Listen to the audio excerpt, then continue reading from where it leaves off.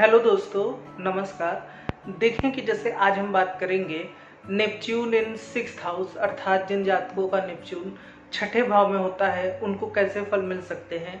देखें कि मैं ये जो सारी बातें आपको बता रहा हूँ ये पाश्चात्य ज्योतिष के लेखों से ली गई है, अर्थात जो आर्टिकल्स अवेलेबल हैं गूगल पे उनसे मैं आपको बता रहा हूँ, और जो थोड़ा बहुत मैंने कुंडलियों में देखा है मैं वो आपको बता रहा हूँ। तो देखें कि जैसे जिनका नेपच्यून छठे भाव में होता है, चूंकि नेपच्यून जल तत्व का ग्रह है, भावनाएं, दया, समर्पण ये सब इस ग्रह के कारक माने गए हैं।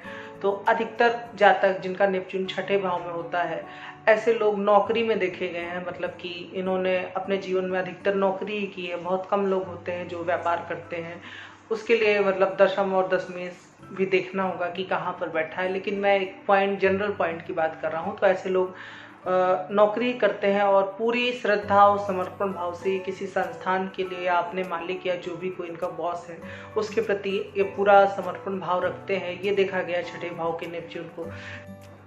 छठे भाव में जिनका नेपच्यून होता है ये सेवा के भी रूप को प्रदर्शित करता है। जो बहुत लोग नर्स या समाज सेवक होते हैं ये भी देखा गया छठे भाव से।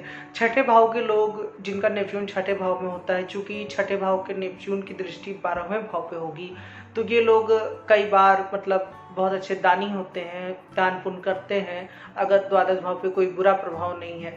छठे भाव के नेपच्यून में कुछ कमियां भी ये हैं कि ये लोग जैसे आसानी से लोगों की बातों में आ जाते हैं और लोग इनको कई बार मूर्ख बनाना नहीं, लेकिन ये लोग बहुत ज़्यादा उदार होते हैं।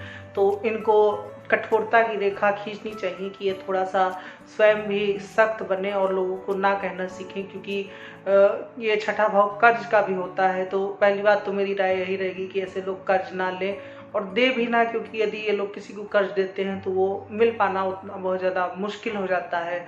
तो ये देखा गया है छठे भाव के नेपच्यून में। छठे भाव के नेपच्यून में चूंकि ये रोग का भी भाव होता है, तो कई बार ऐसे लोगों को कुछ पेय पदार्थों से एलर्जी देखी गई है या किसी चीज़ की एलर्जी देखी गई है कि किसी ना किसी चीज़ से इनको हो सकता है कि कोई एलर्जी हो। छठे भाव के नेपच्यून में कोई रहस्यमय रोग भी देखा गया है, मतलब कोई ऐसा रोग जो मतलब जिसका निदान आसानी से ना मिलता हो, भले वो छोटा ही रोग हो लेकिन उसके इलाज कराने के पता चले आपको कहीं दूर जाना पड़े, या फिर आपके अंदर कोई नया रोग पनप रहा हो। तो ये देखा गया है छठे भाव के नेपच्यून में, क्योंकि छठे भाव का नेपच्यून किसी गहरे बलिदान को भी कई बार प्रदर्शित करता है। अब इसमें बहुत सी बातें हैं कि नेपच्यून किस राशि में बैठा है, नेपच्यून के वहाँ पे ट्रेड्स बढ़ रहे हैं कि घट रहे हैं। ये मैंने अपने नेपच्यून ग्रह परिचय के वीडियो में बताया है कि नेपच्यून किन राशियों में अच्छा होता है, आप चाहें तो वो देख सकते हैं। अब देखें कि ग्रहों की बात करते हैं तो नेपच्यून के साथ जैसे कौन से ग्रह बैठे हैं, किन ग्रहों की दृष्टि है, तो नेपच्यून यहाँ पे आपको और अच्छा परिणाम दे सकता है। जैसे यदि नेपच्यून के साथ यहाँ पर शनि बैठा है और शनि यदि शुभ भाव का स्वामी है तो मेरी राय यही रहेगी, जैसे शनि दशमेश होके या नौमेश या पंचमेश होके बैठा है तो फिर मेरी राय यही रहेगी कि आप किसी नौकरी के लिए ट्राई करें, और यदि आप किसी को मानते हैं तो पूरी श्रद्धा से आप सेवा भाव से करें, आपको ईश्वर जरूर फल प्रदान करेगा। क्योंकि शनि भी मतलब इस चीज़ को दिखाता है, जो लोग नौकरी या सेवा करते हैं तो, और नेपच्यून भी उसमें है तो आप इस चीज़ को कर सकते हैं। लेकिन यदि शनि जैसे चूंकि शनि छठे भाव में गया है तो किसी भी रोग को ना पनपने दें। कोई भी रोग यदि जन्म लेता है तो तुरंत डॉक्टर से संपर्क करें, ये मेरी राय रहेगी आपको। शनि यदि जैसे कि अष्टमेश या फिर द्वादशेश है तो फिर शनि के कार्य अपनाने से बचें, या फिर उस भाव संबंधित कार्य करें जिन भावों का शनि स्वामी बनता है। जैसे शनि अष्टम का स्वामी बन के छठे में गया है तो फिर ये सर्जरी, रोग, इन सब चीज़ों को तो आप किसी अस्पताल में काम कर सकते हैं अच्छा, या फिर कोई भूमि से संबंधित काम कर सकते हैं। खैर कार्य क्षेत्र के लिए तो अलग से कई चीज़ें आती हैं, लेकिन जैसा कि मोटा माटी मैंने आपको बताने की कोशिश की है। शनि छठे भाव में हो तो कई बार इसमें दीर्घकालिक बीमारियां बढ़ जाती हैं। जैसे चूंकि शनि रोग का कारक ग्रह भी है, रोग भाव में बैठेगा और यदि कोई वो मतलब कि अशुभ भाव का स्वामी हुआ तो जैसा कि जल में आप जिस प्रकार की मिलावट करेंगे, क्योंकि नेपच्यून जल तत्व का ग्रह है, तो वैसा ही परिणाम मिलेगा। तो किसी भी रोग को पनपने ना दें, और तुरंत ही डॉक्टरी सलाह और शनि संबंधित आप उपाय कर सकते हैं। अब देखें कि दूसरे ग्रहों के बारे में बात करते हैं। तो यदि नेपच्यून के साथ गुरु हो, पहली बात तो ये अच्छा योग है नेपच्यून के साथ गुरु होना, लेकिन नेपच्यून के साथ यदि गुरु छठे भाव में हो तो ये द्वादश भाव को देखेगा। तो पहली बात तो मेरी एक राय रहेगी कि आप जैसे घर से थोड़ा दूर जब जाएंगे तब आप जीवन में कुछ हासिल कर सकते हैं, ये एक चीज़ देखा गया है। नेपच्यून और गुरु छठे में होने का थोड़ा सा एक बैड इम्पैक्ट ये देखा गया कि ऐसे लोग कई बार जैसे होता नहीं कि अपना मतलब अपना जो अधिकार है वो छोड़ देते हैं। जैसे कि कोई झगड़ा हो गया या फिर जैसे कोई प्रॉपर्टी का झगड़ा है तो कोई इनसे कह रहा है तो इनको बस अपने स्वाभिमान और उसमें ना इधर देखा ना उधर कह दिया, अच्छा जाओ तुम सब ले लो। तो इस चीज़ से बचे, हो सकता है कि आपको बाद में पछताना ही पड़े।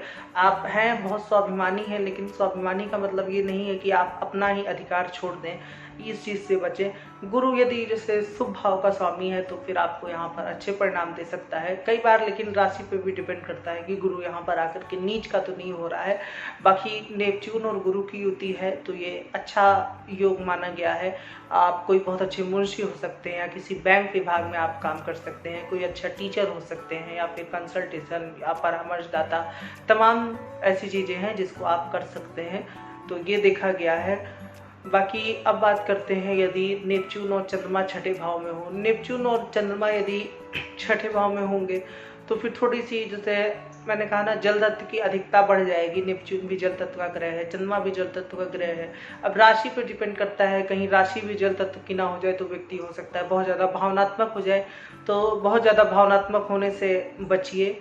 और दूसरी बात की यदि किसी भी पेय संबंधित या कोई भी जल पेय से आपको एलर्जी है तो आप उस चीज़ से बचें, बिल्कुल भी उसको इग्नोर ना करें। आप जल से संबंधित काम कर सकते हैं या फिर जो डेयरी विभाग होता है या फिर पानी की कोई फैक्ट्री आप वहाँ पर भी अच्छा कर सकते हैं, या फिर कोई जहाज से सामान ले जाना आना उसमें भी आप अच्छा परफॉर्म कर सकते हैं। बस ये है कि आप खुद का स्वयं का कुछ ना कीजिए। लेकिन मैं कार्यक्षेत्र की सिर्फ यहाँ पे बात कर रहा हूँ, वैसे तो इसके बहुत से ट्रेड्स हो सकते हैं, लेकिन चूंकि आज के जीवन में कार्यक्षेत्र बहुत इम्पोर्टेंट है तो मैंने कार्यक्षेत्र की बात की है। बाकी चंद्रमा का यहाँ पर छठे भाव में होना कई बार जैसे कि रिश्तेदारों से अलगाव को भी प्रदर्शित करता है, तो उस चीज़ का थोड़ा ध्यान रखिए। प्रैक्टिकल रहिए जीवन में, बहुत ज़्यादा भावनात्मक ना होइए, क्योंकि चंद्र नेपच्यून का योग इस चीज़ को काफ़ी ज़्यादा एक्सट्रीम कर देता है। क्योंकि चंद्रमा भी जल तत्व का ग्रह है, हमारे मन को प्रदर्शित करता है। अब बात करते हैं मंगल और नेपच्यून यदि छठे भाव में हो। मंगल और नेपच्यून यदि छठे भाव में हो ये अच्छा योग नहीं है। यदि मंगल जैसे कोई शुभ भाव का स्वामी है तो थोड़ा बहुत उसको अच्छे में कॉन्सिडर किया जाता, मतलब अच्छे में उसको माना जा सकता है। लेकिन यदि मंगल अशुभ भाव का स्वामी होकर छठे भाव में बैठा है नेपच्यून के साथ, तो कई बार जैसे व्यक्ति को निर्णय लेने में असहजता होती है। और ऐसे लोग जैसे कि कई बार जहाँ पे कार्य करते हैं, जैसे कि नौकरी कर रहे हैं, तो वहाँ पे इनको असहजता का सामना करना पड़ता है कि हो सकता है कि बॉस, इनका मालिक जो है वो कुछ कह रहा है और इनको उसको सुनने का मन ना हो, ये उसको मतलब नहीं उसको डांटना चाहते हो, बोलना चाहते हो, कई बार आप शब्दों का प्रयोग कर देते हैं ऐसे लोग। मतलब ये लोग नौकरी में बंद करके नहीं रह पाते हैं, लेकिन इनकी ज़िंदगी में ऐसा मजबूरी आ जाता है कि इन्हें नौकरी करना पड़ता है। ऐसा क्यों होता है? क्योंकि मंगल अग्नि तत्व का ग्रह है, नेपच्यून जल तत्व का ग्रह है, और दोनों का इंटेलेक्ट मैच होने में काफ़ी दिक्कत आती है। तो इस चीज़ को देखा गया है। आप चीज़ों को अलग अलग कर सकते हैं, मतलब कि कहीं पे यदि आप नौकरी कर रहे हैं तो आप अपने स्वाभिमान और जो बाकी चीज़ें हैं आप उसको थोड़ा सा कंट्रोल में रखिए। और जो आपके अंदर यदि मंगल का जो कारक है आप उसका प्रयोग अपने जीवन में किसी और कार्य में कर सकते हैं। तो ऐसे जब आप एक ही समय पे दो कार्य करेंगे अलग अलग ट्रेड्स के, तो फिर ये चीज़ बैलेंस हो सकती है। अब बात करते हैं कि मंगल और नेपच्यून में, मंगल चूँकि छठे में गया है तो थोड़ा सा मैं कैसे कहूँ कि रक्तपात से बचें, कोई भी ऐसा कार्य ना करें जिससे रक्त हो। क्योंकि कई बार इनके जैसे कि कोई चोट लग जाए या फिर कुछ एक्सीडेंट या कुछ ऐसा हो जाए, तो चूंकि नेपच्यून साथ में बैठा है तो बहुत मंगल रक्त का कारक ही है, बहुत ज़्यादा रक्त हानि को प्रदर्शित करता है। तो ये है, इन लोगों को कई बार जैसे हम लोग सलाह भी देते हैं कि जैसे जब कभी ऐसा कुछ लगता है कि देख करके कि कुछ एक्सीडेंट या चोट कुछ ऐसी संभावना बन रही है तो व्यक्ति को कहा जाता है कि आप जाके के थोड़ा सा रक्तदान ही कर जाएं, रक्तदान कराएं। अब भाई सड़क पे आप कट के चोट खाएं और रक्त बहे, इससे अच्छा है कि आप थोड़ा सा रक्त यदि सक्षम है तो दान कर दीजिए।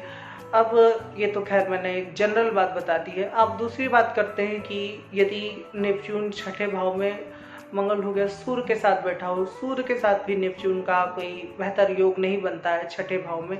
हालांकि छठे भाव का सूर्य आपको मतलब शत्रुहंता बनाता है, लेकिन इस पे राशि डिपेंड करती है कि यहाँ पर आपका सूर्य मजबूत हो रहा है या फिर नेपच्यून मजबूत हो रहा है। छठे भाव में जल तत्व की राशि पड़ रही है या फिर अग्नि तत्व की या फिर वायु तत्व की भी पड़ेगी तो सूर्य मजबूत हो जाएगा, और पृथ्वी तत्व की पड़ेगी राशि तो फिर नेपच्यून आपका मजबूत हो जाएगा।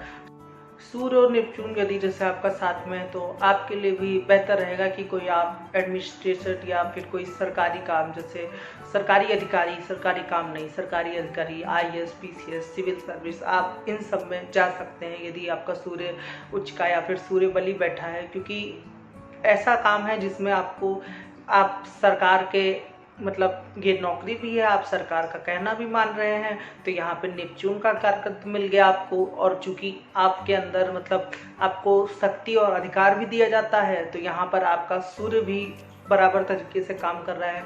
वरना अन्य कार्य क्षेत्र में इनका इंटेलेक्ट मैच नहीं कर पाता है और काफ़ी ज़्यादा समस्या का सामना करना पड़ता है, क्योंकि सूर्य भी आपका स्वाभिमान का कारक ग्रह है। कई बार आंखों के रोग देखे गए हैं जिनका सूर्य छठे भाव में हो।